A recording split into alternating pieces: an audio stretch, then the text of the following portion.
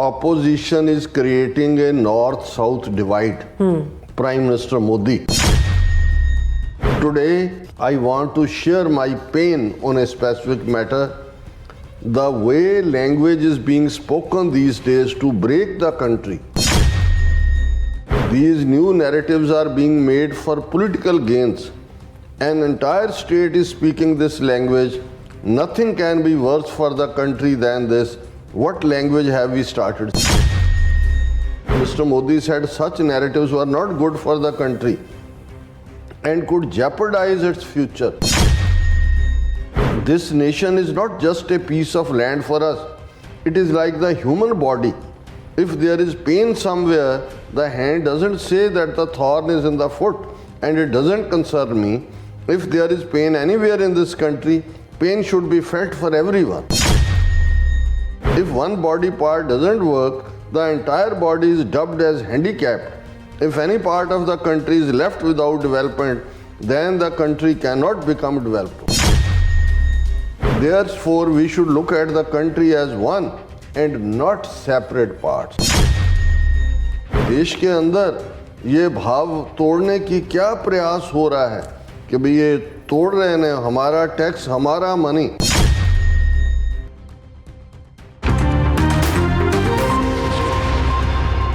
Viewers welcome back on program. So viewers ਗੱਲਬਾਤ ਕਰਨ ਜਾ ਰਹੇ ਹਾਂ ਕਿ ਦਿੱਲੀ ਦੇ ਜੰਤਰ ਮੰਤਰ ਰੋਡ ਤੇ ਕਰਨਾਟਕਾ ਸਰਕਾਰ ਵੱਲੋਂ ਧਰਨਾ ਦਿੱਤਾ ਜਾ ਰਿਹਾ ਔਰ ਜਿਸ ਵਿੱਚ ਦੱਖਣੀ ਭਾਰਤ ਦੇ ਲੋਕ ਵੱਡੀ ਗਿਣਤੀ ਵਿੱਚ ਸ਼ਾਮਲ ਹੋ ਰਹੇ ਨੇ ਔਰ ਇਉਂ ਜਾਪਦਾ ਹੈ ਕਿ ਦੱਖਣੀ ਭਾਰਤ ਦੇ ਲੋਕ ਭਾਰਤ ਨਾਲੋਂ ਟੁੱਟ ਕੇ ਆਪਣਾ ਅੱਡ ਮੁਲਕ ਬਣਾਉਣਾ ਚਾਹੁੰਦੇ ਨੇ ਔਰ ਵੱਧ ਵੀ ਰਹੇ ਨੇ ਔਰ ਭਾਵੇਂ ਹਾਲ ਦੀ ਘੜੀ ਵਿੱਚ ਇਹ ਲਹਿਰ ਆਰਥਿਕ ਤੌਰ ਤੇ ਆਧਾਰਿਤ ਹੈ ਔਰ ਲੇਕਿਨ ਇਹ ਭਾਰਤ ਦੇ ਟੁੱਟਣ ਦੀ ਦਸ਼ਾ ਵੱਲ ਜਾਂ ਦਿਸ਼ਾ ਵੱਲ ਵੱਧ ਰਹੇ ਕਦਮ ਨੇ.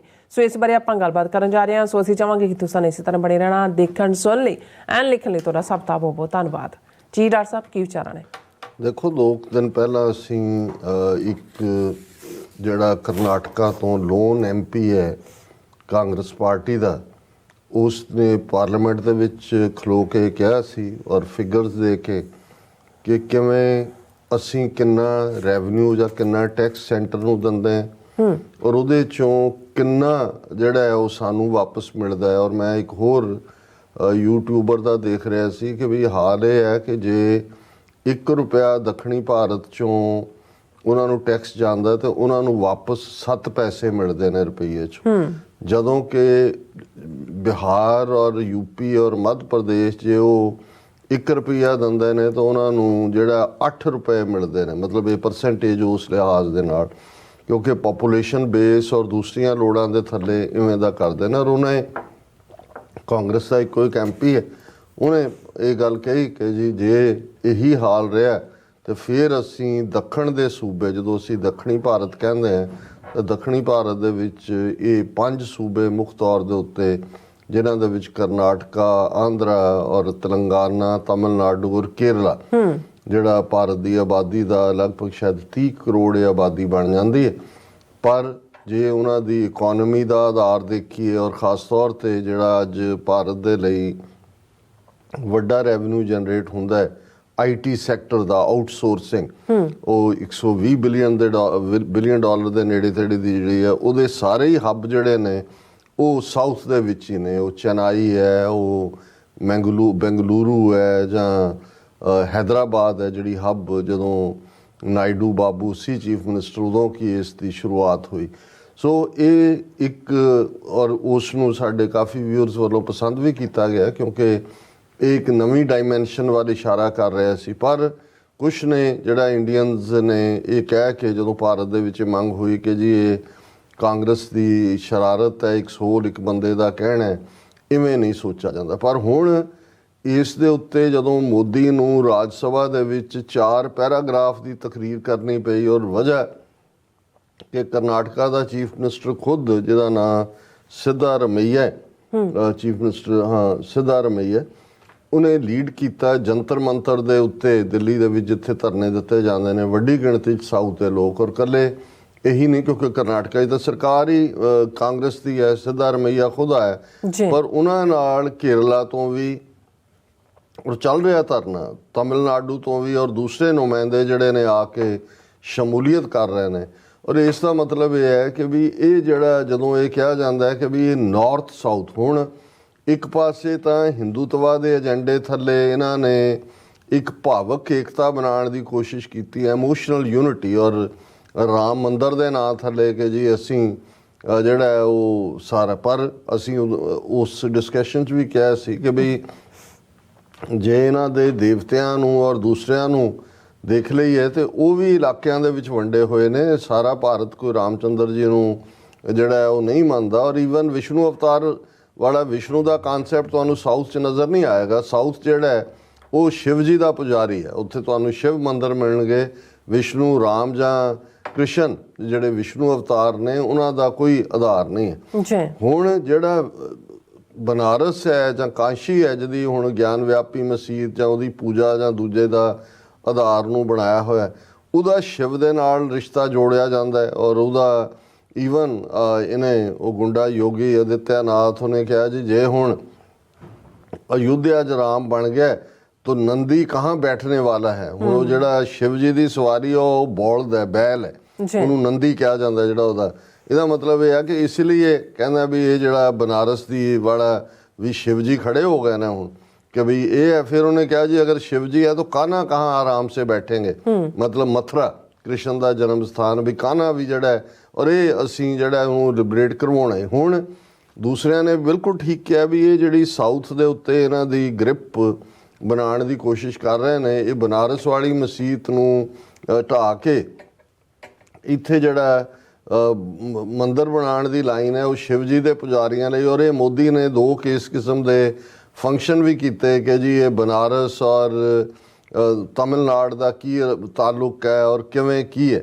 लेकिन इस सारे चों राम मंदिर जड़ा बड़ा धूम धड़के दे नाल जड़ा उन्होंने 22 जनवरी नूं कि 24 जनवरी सी उहदी प्राण प्रतिष्ठा पर वो असी देखते हैं भी बबल बहुत जल्दी गायब हो गया।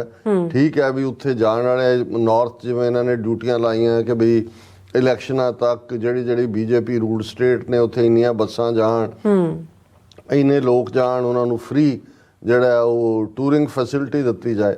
लेकिन इहदे फौरन बाद असी देखते हैं कि जिहड़ा इंपैक्ट ये समझते सी कि भी भावनात्मक एकता जां भावक एकता हिंदुआं च है, ये गल सामने आई कि भाई ये तां बिल्कुल उस दे उल्ट एक पासे जिवें इन्हां ने उस नूं शिबू सोरेन दे मुंडे नूं हेमंता नूं फड़िया और फिर जोक बनाया। झारखंड दे विच ਲੱਖਾਂ ਦੀ ਗਿਣਤੀ ਜਿਹੜੇ ਆਦੀਵਾਸੀ ਨੇ, ਪੀਪਲ ਆਫ ਦਾ ਬੁਸ਼ਿਸ, ਜਿਨ੍ਹਾਂ ਨੂੰ ਇਹ ਬੀਜੇਪੀ ਵਾਲੇ ਵੀ ਆਦਿਵਾਸੀ ਨਹੀਂ ਕਹਿੰਦੇ, ਵਨਵਾਸੀ ਕਹਿੰਦੇ ਨੇ, ਜੰਗਲਾਂ ਦੇ ਰਹਿਣ ਵਾਲੇ, ਉਹ ਬਾਹਰ ਨਿਕਲੇ। ਔਰ ਨਤੀਜਾ ਜਿਹੜਾ ਕਿ ਉੱਥੇ ਉਹਨਾਂ ਦੀ ਸਰਕਾਰ ਕਾਂਗਰਸ ਦੀ ਔਰ ਉਹਨਾਂ ਦੀ ਝਾਰਖੰਡ ਮੁਕਤੀ ਮੋਰਚੇ ਦੀ ਮਿਲਵੀਂ ਸਰਕਾਰ ਉਹਨੂੰ ਤੋੜਨਾ ਚਾਹੁੰਦੇ ਸੀ, ਉਹਦੇ 'ਚ ਫੇਲ ਹੋਏ। ਔਰ ਉੱਥੇ ਵੀ ਉਹਨਾਂ ਦਾ ਰਾਮ ਦਾ ਮੰਤਰ ਚੱਲਿਆ ਨਹੀਂ ਹੈ।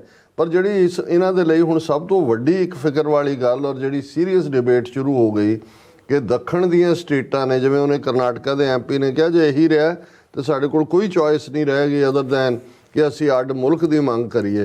और इस नूं हुण RSS नूं समझ आई कि भाई इत्थे ना हिंदूत्वा चलना है, ना कोई होर ड्रामेबाजी चलनी है, ना राम मंदिर चलना है। और इनूं जिहड़ा है वो ये भारत दे विच उहदी सो कॉल्ड जिहड़ी है यूनिटी दे विच एक वड्डा क्रैक आ गया। और मैं मोदी के लफज ही दोहराना चाहना है, और ये अज दे हिंदू, क्योंकि भी द हिंदू अखबार साउथ दी है, तमिलनाडु दी है, थोड़ी जी फेयर रिपोर्टिंग करते हैं। Opposition is creating a north south divide, prime minister Modi, an entire state is speaking this language, nothing can be verse then this, it is painful that such language is emerging from a national party. They asked Congress to stop divisive politics. ਹੁਣ ਇਸ ਤੋਂ ਇਹ ਅੰਦਾਜ਼ਾ ਲਾਇਆ ਜਾ ਸਕਦਾ ਹੈ ਕਿ ਵੀ RSS ਦੇ ਨਾਗਪੁਰ ਹੈੱਡਕੁਆਟਰ ਦੇ ਵਿੱਚ ਇਸ ਸਾਰੇ ਦੇ ਉੱਤੇ ਕਿੰਨੀ ਭੱਜ ਦੌੜ ਮਚੀ ਹੋਏਗੀ। ਔਰ ਮੋਦੀ ਦੀ ਜਿਹੜੀ ਉਹ ਸਪੀਚ ਹੈ ਰਾਜ ਸਭਾ 'ਚ ਇਸ ਦੇ ਉੱਤੇ, ਔਰ ਉਹਨਾਂ ਨੇ ਕਿਹਾ ਜੀ ਕਿ ਵੀ ਇਹ ਜਿਹੜਾ ਪ੍ਰੋਟੈਸਟ ਧਰਨਾ ਕਾਂਗਰਸ ਦਾ ਚੀਫ ਮਿਨਿਸਟਰ ਸਿਧਾਰਥ ਮਈਆ ਦੇ ਰਿਹਾ over alleged injustice meted out by the center on devolution of tax share to the state। ਹੁਣੇ ਮੈਂ ਮੋਦੀ ਦੇ ਲਫ਼ਜ਼ ਦੁਹਰਾਉਣਾ ਚਾਹੁੰਦਾ, Today, I want to share my pain on a specific matter. The way language is being spoken these days to break the country. These new narratives are being made for political gains. An entire state is speaking this language. Nothing can be worse for the country than this. What language have we started saying? कि all of a sudden north south the language ਕਿੱਥੋਂ ਸ਼ੁਰੂ ਹੋ ਗਈ ਕਿ ਬਈ break ਦੀ language Bharat ਨੂੰ ਤੋੜਨ ਦੀ line. ਫਿਰ ਉਹਨਾਂ ਨੇ ਕਿਹਾ Mr. Modi said such narratives were not good for the country and could jeopardize its future. ਕਿ ਭਾਰਤ ਦਾ ਤਾਂ ਭਵਿੱਖ ਹੀ ਖਤਮ ਹੋ ਜਾਏਗਾ, ਇਹ ਠੀਕ ਨਹੀਂ ਹੈ. He lamented that a vaccine is made in one part of the country and someone says that it can't be given to the other parts. What is this thinking? And it is very painful that such language is emerging from a national party. It is very sad. ਇਸ ਤੋਂ ਮਤਲਬ ਹੈ ਵੀ ਉਹਨਾਂ ਨੂੰ realise ਹੋਣਾ ਸ਼ੁਰੂ ਹੋ ਗਿਆ ਹੈ ਕਿ ਭਾਈ ਇਹ ਗੱਲ ਕਿੱਧਰ ਨੂੰ ਜਾ ਰਹੀ ਹੈ. ਦਿਸ ਨੇਸ਼ਨ ਹੁਣ ਇਹ ਕਿੱਥੇ ਹਿੰਦੂਤਵਾ ਦਾ ਮੰਤਰ 22-24 ਪ੍ਰਾਣ ਪ੍ਰਤਿਸ਼ਠਾ ਤੱਕ ਸੀ, ਹੁਣ ਇਹਨਾਂ ਨੂੰ ਨੇਸ਼ਨਹੁੱਡ ਦਾ ਫਿਕਰ ਪੈ ਗਿਆ. ਉਹਨਾਂ ਨੂੰ ਇਹ ਨਜ਼ਰ ਆ ਗਿਆ ਵੀ ਹਾਲਾਂ ਜਿਹੜੇ ਸਾਊਥ ਦੇ ਹਿੰਦੂ ਨੇ ਉਹ ਤੁਸੀਂ ਦੇਖੋ ਅੱਜ ਵੀ ਉਹੀ ਲੁੰਗੀ, ਉਹੀ ਪਹਿਰਾਵਾ, ਕਿੰਨੇ ਤਿਲਕ, ਸਭ ਤੋਂ ਪੁਰਾਣੇ ਡਿਵਾਊਟ ਹਿੰਦੂ ਨੇ. ਪਰ ਇਹ ਨਾਰਥ ਦੇ ਸ਼ੈਤਾਨ ਹਿੰਦੂਆਂ ਵਾਂਗ, ਹਿੰਦੂ ਤਵੀਆਂ ਵਾਂਗ, ਉਹ ਬਾਂਦਰ ਵਾਂਗ ਉਛਲਦੇ ਕੁੱਦਦੇ ਨਹੀਂ, ਔਰ ਨਫ਼ਰਤ ਨਹੀਂ ਹੈ ਉਹਨਾਂ 'ਚ. ਇਸੇ ਲਈ ਪਹਿਲਾਂ ਇਹਨਾਂ ਨੇ ਤਮਿਲਨਾਡੂ ਦੇ ਵਿੱਚ ਮੁਸਲਮਾਨਾਂ ਦੇ ਖਿਲਾਫ ਨਫ਼ਰਤ ਫੈਲਾਉਣੀ ਚਾਹੀ. ਕੇਰਲਾ ਦੇ ਵਿੱਚ ਫੈਲਾਉਣ ਦੇ ਲਈ ਕਿਵੇਂ ਕੇਰਲਾ ਫਾਈਲਸ ਨਾਂ ਦੀ ਫਿਲਮ ਬਣਾਈ ਕਿ ਜੀ ਈਸਾਈ ਕੁੜੀਆਂ ਔਰ ਹਿੰਦੂ ਕੁੜੀਆਂ ਉਹਨਾਂ ਨੂੰ ਮੁਸਲਮਾਨ ਕਿਵੇਂ ਕਨਵਰਟ ਕਰ ਰਹੇ ਨੇ, ਉਹ ਕੰਮ ਨਹੀਂ ਚੱਲਿਆ. ਔਰ ਉੱਥੇ ਦੱਖਣ ਵਾਲੇ ਤਾਂ ਇਕੱਠੇ ਹੋ ਗਏ ਕੇਰਲਾ 'ਚ, ਦਾ ਉਹਨਾਂ ਦੀ ਪੂਰੀ ਉੱਥੋਂ ਦੇ ਕ੍ਰਿਸਚੀਅਨ ਵੀ, ਮੁਸਲਮਾਨ ਵੀ, ਹਿੰਦੂ ਵੀ, ਜਿਹੜੇ 20 ਫੀਟਰ ਹਿੰਦੂ ਨੇ, ਉਹਨਾਂ ਨੇ ਕਿਹਾ ਕਿ ਭਾਈ ਇਹ ਤੁਹਾਡਾ ਅਸੀਂ ਨਾਰਥ ਦਾ ਜਿਹੜੀ ਡੋਮੀਨੈਂਸ ਹੈ ਇਹਨੂੰ ਨਹੀਂ ਕਬੂਲਦੇ. ਔਰ ਇੱਥੇ ਹੁਣ ਇਹ ਕਹਿ ਰਿਹਾ all of A sudden a change of the tone. This nation is not just a piece of land for us. It is like the human body. If there is pain somewhere, the hand doesn't say that the thorn is in the foot and it doesn't concern me. If there is pain anywhere in this country, pain should be felt for everyone. ਕਿ ਜੀ ਅਸੀਂ ਤਾਂ ਦੇਸ਼ ਇੱਕ ਇਨਸਾਨੀ ਸਰੀਰ ਵਾਂਗ ਆ, ਜੇ ਕੰਡਾ ਪੈਰ 'ਚ ਲੱਗਾ ਹੈ ਤੇ ਇਹ ਤਾਂ ਨਹੀਂ ਹੈ ਉਹ ਸਭ ਪੀੜ ਸਾਰੇ ਸਰੀਰ ਨੂੰ ਹੋਏਗੀ. ਔਰ ਦੂਸਰਾ if one body part doesn't work, the entire body is dubbed as handicapped. If any part of the country is left without development, then the country cannot become developed. ਹੁਣ ਉਹ ਕਹਿੰਦਾ ਜੀ ਜੇ ਇਹ ਹੋ ਗਿਆ ਤੇ ਅਸੀਂ ਕਿਵੇਂ ਡਿਵੈਲਪ ਹੋਵਾਂਗੇ. Therefore we should look at the country as one and not separate parts. ਇਹ ਛੋਟੀ ਗੱਲ ਨਹੀਂ ਹੈ ਜਿੰਨੇ ਜੁਮਲੇ ਫਿਰ ਉਹ ਕਹਿ ਰਿਹਾ. ਉਹਨੇ ਹਿਮਾਲਿਆ ਦੀ ਗੱਲ ਕੀਤੀ. ਦੇਖੋ ਕੱਲ ਨੂੰ ਉਹ ਕਹੇਗਾ ਜੀ ਕਿਉਂਕਿ ਰਿਵਰ ਸਾਡੇ ਚੋਂ ਨਿਕਲਦੀਆਂ ਨੇ, ਸਾਡਾ ਹੀ ਇਹਦੇ 'ਤੇ ਹੱਕ ਹੈ. What will happen to the country? Where will this stop? States which have coal, if they say that we won't share it with others, how will the country function? ਪਰ ਮੋਦੀ ਨੂੰ ਇਹ ਪਤਾ ਹੈ ਕਿ ਜਿਨ੍ਹਾਂ ਸੂਬਿਆਂ ਦੇ ਵਿੱਚੋਂ ਕੋਲ ਨਿਕਲਦਾ ਹੈ ਉਹਨਾਂ ਸੂਬਿਆਂ ਦਾ ਉਹਦੇ 'ਤੇ ਅਧਿਕਾਰ ਹੁੰਦਾ ਹੈ, ਉਹ ਸੈਂਟਰ ਦੇ ਥੱਲੇ ਨੇ, ਲੇਕਿਨ ਉਹਨਾਂ ਨੂੰ ਉਹਦੇ 'ਚੋਂ ਪਰਸੈਂਟੇਜ ਮਿਲਦੀ ਹੈ. ਇਸੇ ਤਰ੍ਹਾਂ ਲੇਕਿਨ वो ये कह रहे हैं कि देश के अंदर ये भाव तोड़ने की क्या प्रयास हो रहा है कि भाई ये तोड़ रहे हैं हमारा टैक्स हमारा मनी.